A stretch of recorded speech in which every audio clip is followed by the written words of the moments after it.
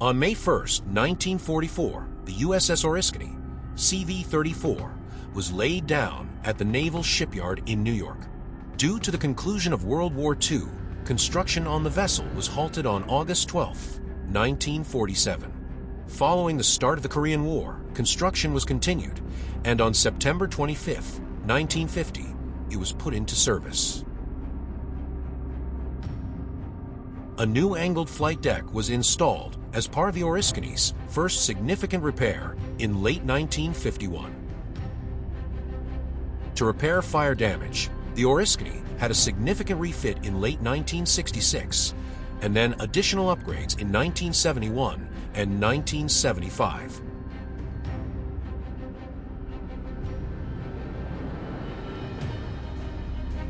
In 1976, the vessel was decommissioned and sunk on May 17, 2006, using controlled charges of sea for explosives. To ensure the ship sank upright, explosives were positioned carefully in the machinery compartment's sea connection pipes. Oriskany was sunk to form a new reef in the Gulf of Mexico and is often referred to as the Great Barrier Reef. Because of its position as an artificial reef, the Oriskany is a regular diving site for diving enthusiasts. When the vessel was sunk, it was sunk in an area that left clearance of 84 feet of clearance above its superstructure.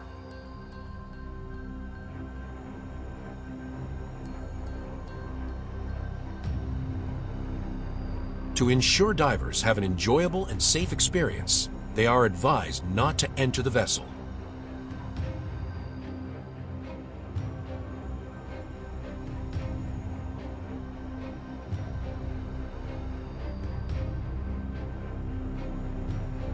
It is easy for divers to reach the ship from Pensacola and is one of the top wreck diving spots globally.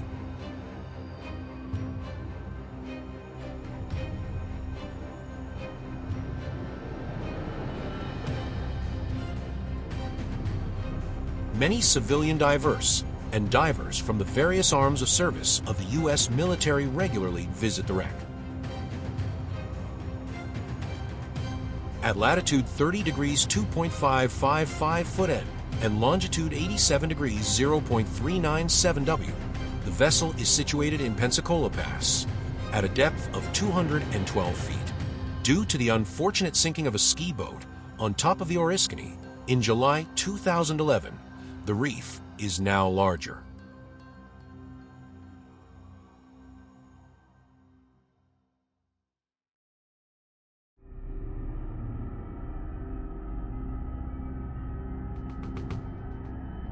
Any skipper must pass stringent exams to know what to do in the event of an emergency.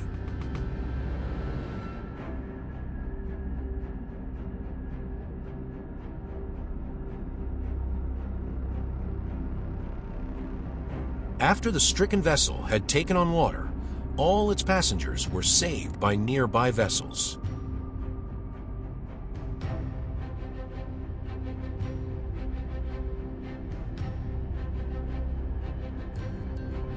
Various types of vessels are regularly utilized in sinking exercises, SINKEX, around the world.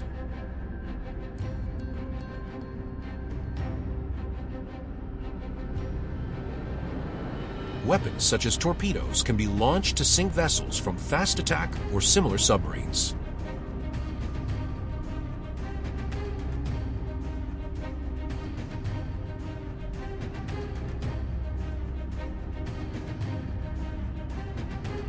A CH-149 flies over the stricken USNS Concord, attacked by the HMCS Victoria of the Royal Canadian Navy.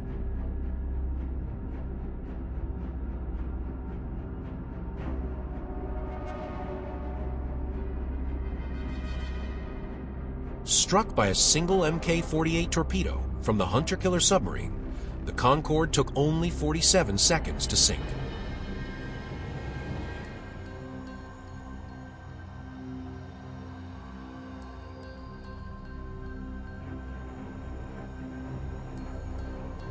An overflight of the USS Reuben James is performed by AP-3 Orion before the ship is used as a target in SyncX 2016. An Oliver Hazard Perry-class frigate, the Reuben James was designed to absorb a lot of damage without sinking.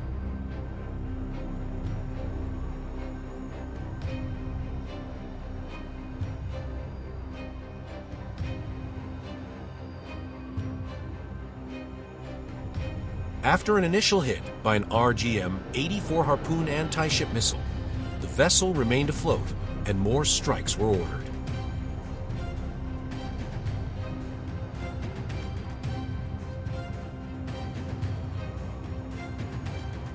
A strike by a torpedo was next followed by several more harpoons and torpedoes without the ship sinking.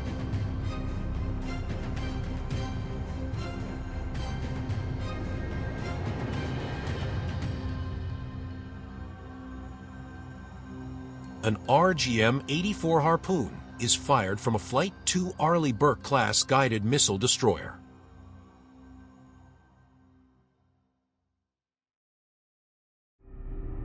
Situated in two quad launchers, the RGM-84 gains altitude to find its target before skimming the surface to impact.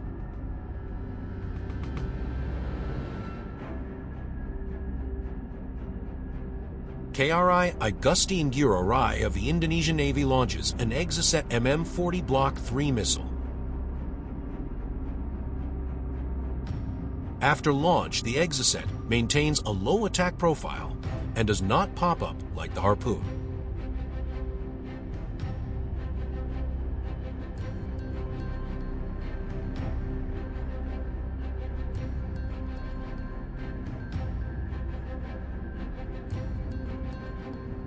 Exocet missiles have a longer range of 97 compared to 67 nautical miles, but has a 124-pound lighter warhead.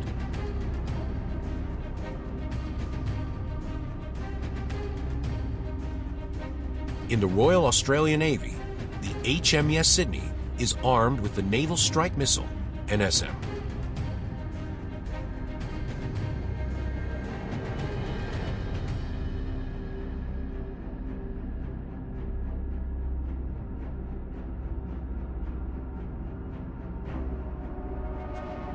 With a range of more than 120 nautical miles, the Naval Strike Missile, NSM, is a land attack and anti-ship missile.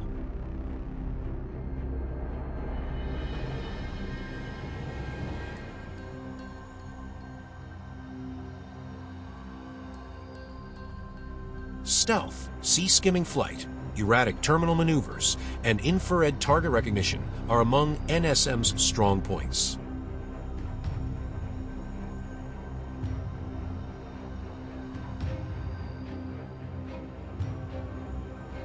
Once the ship has been sunk, a damage report is sent to the attacking vessels or the fleet commander.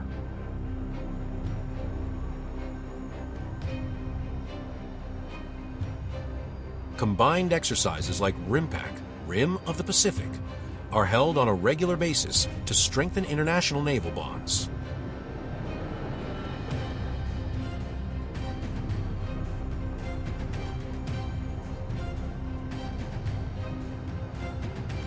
In the U.S. Navy, the Nimitz-class aircraft carrier serves as the backbone of its expeditionary air power.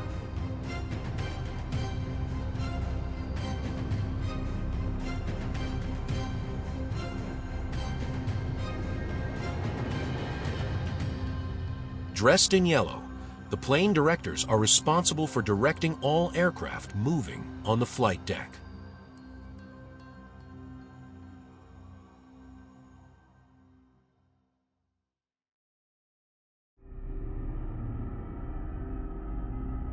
Close to the plane director is a hatch from which the Jet Blast Deflector, JBD, operator operates the JBD.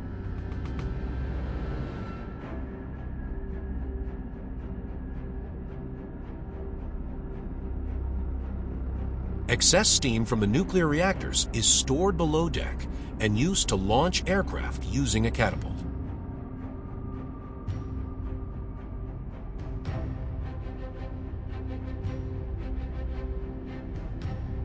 A catapult shuttle moves along the track to be connected to the launch bar on the front landing gear.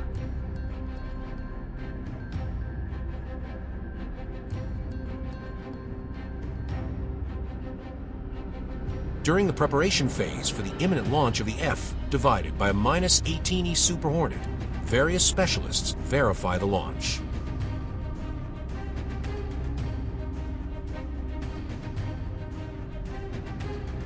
Once the aircraft is ready, the catapult officer, shooter, is the person who makes the final launch decision.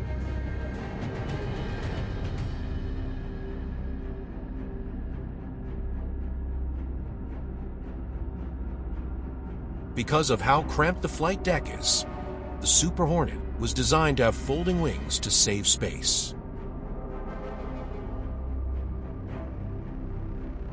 Once the catapult shuttle is released, it propels the aircraft to the end of the deck and is stopped with a water stop.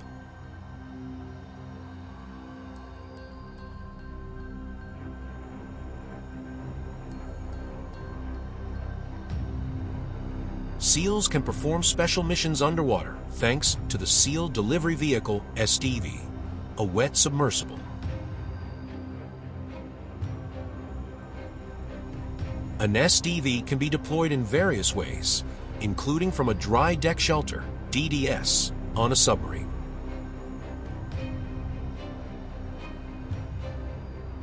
Dry deck shelters are filled with water for the launch of the SDV, which can carry a crew of 4.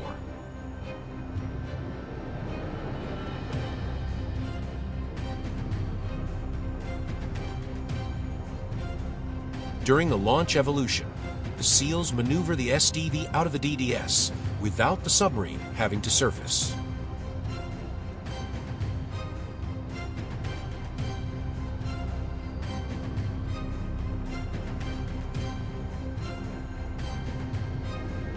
Chemlights are used to signal one another underwater, especially in dark conditions where visibility is 0.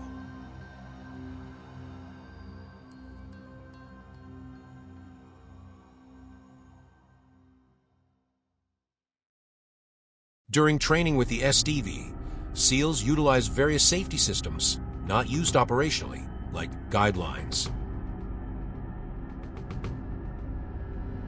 Crew stations in the SDV for operations include those of a pilot, co-pilot, and 2 combat swimmers.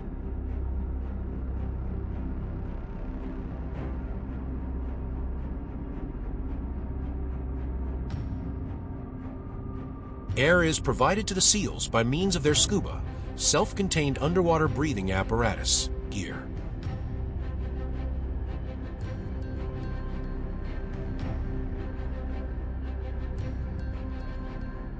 SDVs are used to transport the SEALs undetected, close enough to their objective, and parked on the seafloor.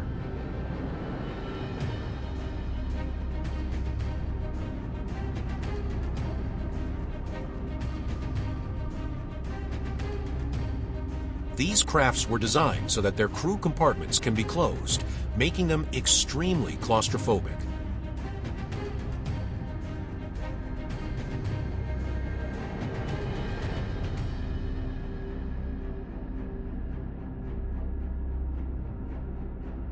Various consoles are visible to the pilot and co-pilot of the SDV for monitoring of systems and location.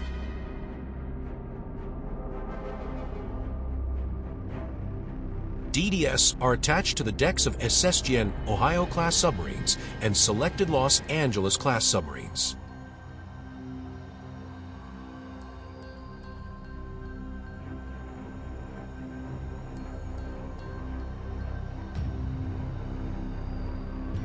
SEALs serve in Naval Special Warfare Group 1, and SWG-1, and SWG-2, responsible for global coverage.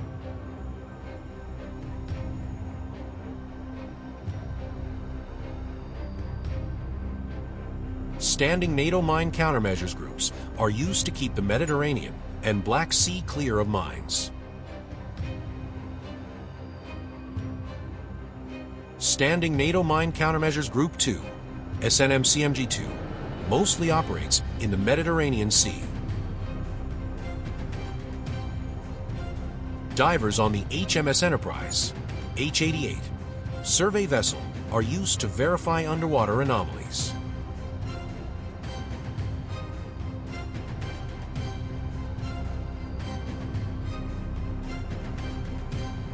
During combined exercises, a variety of vessels operate together to cover all the roles that need to be fulfilled.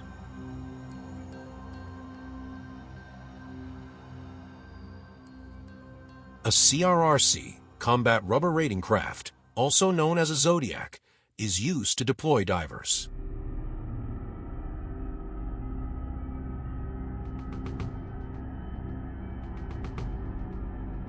S-70B-6 Aegean Hawk helicopters are operated by the Hellenic Navy from MECO 200HN frigates.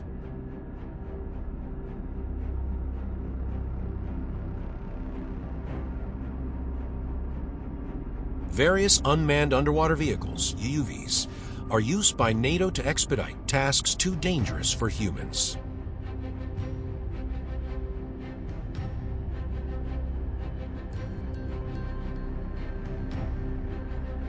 Operations are coordinated from the CIC, Combat Information Center, of the flagship for the exercise.